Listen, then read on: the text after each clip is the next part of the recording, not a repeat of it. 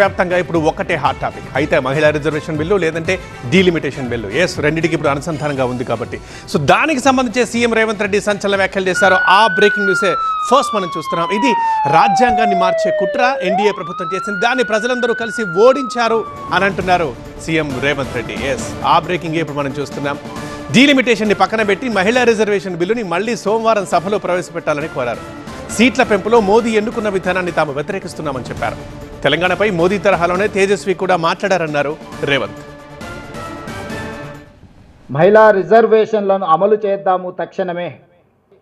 మహిళా రిజర్వేషన్లు అమలు చేయడానికి అవసరమైన చట్ట సవరణలతో మహిళా రిజర్వేషన్లను అమలు చేయడానికి చట్టాన్ని తీసుకురావాలని, ఆ చట్టానికి కాంగ్రెస్ పార్టీ సంపూర్ణంగా మద్దతు పలుకుతుంది. ఈ దేశానికి మహిళను ప్రధానమంత్రిని చేయడం కానీ, లోక్సభ స్పీకర్గా చేయడం కానీ, వివిధ రాష్ట్రాల ముఖ్యమంత్రులను చేయడం కానీ, గవర్నర్లను చేయడం కానీ, చీఫ్ జస్టిస్ ఆఫ్ రాష్ట్రాలలో వివిధ రాష్ట్రాలకు చీఫ్ జస్టిస్లను మహిళలను చేయడం కానీ, ఇలా చెప్పుకుంటూ వెళ్తే ఉపరాష్ట్రపతిని చేయడంలో కానీ అన్ని అంశాలలో కాంగ్రెస్ పార్టీ మహిళలకు అత్యంత ప్రాధాన్యత ఇచ్చింది. అంతెందుకు కాంగ్రెస్ పార్టీ అధ్యక్షురాలుగా శ్రీమతి ఇందిరాగాంధీ గారిని, శ్రీమతి సోనియా గాంధీ గారిని స్వతంత్రానికంటే ముందు కూడా కాంగ్రెస్ పార్టీకి మహిళా అధ్యక్షులను నియమించుకున్న చరిత్ర, మహిళా నాయకురాళ్ళ నాయకత్వంలో పనిచేసిన చరిత్ర కాంగ్రెస్ పార్టీకి ఉంది. రాజ్యాంగాన్ని సవరించడం ద్వారా, రాజ్యాంగాన్ని మార్చి రిజర్వేషన్లు రద్దు చేయాలనే కుట్ర ఏదైతే మోడీ గారు చేస్తున్నారో దానికి మాత్రమే వ్యతిరేకము. ఈరోజు ప్రజలందరూ కలిసి నిన్న తెచ్చిన చట్టాలను ఓడించడం జరిగింది. ఇక వేరే ఏ బిల్లులు ఏ ముసుగులు దొడుక్కొని రాకండి, ముసుగుతో వస్తే మేము గుర్తిస్తాము. ఇప్పుడు ఆయన ఎన్నుకున్న విధానాన్ని వ్యతిరేకిస్తున్నాం. సీట్ల పెంపు అనేది అంశమే కాదు, సీట్ల పెంపులో ఆయన ఎన్నుకున్న విధానాన్ని సంపూర్ణంగా వ్యతిరేకిస్తున్నాం. ఇది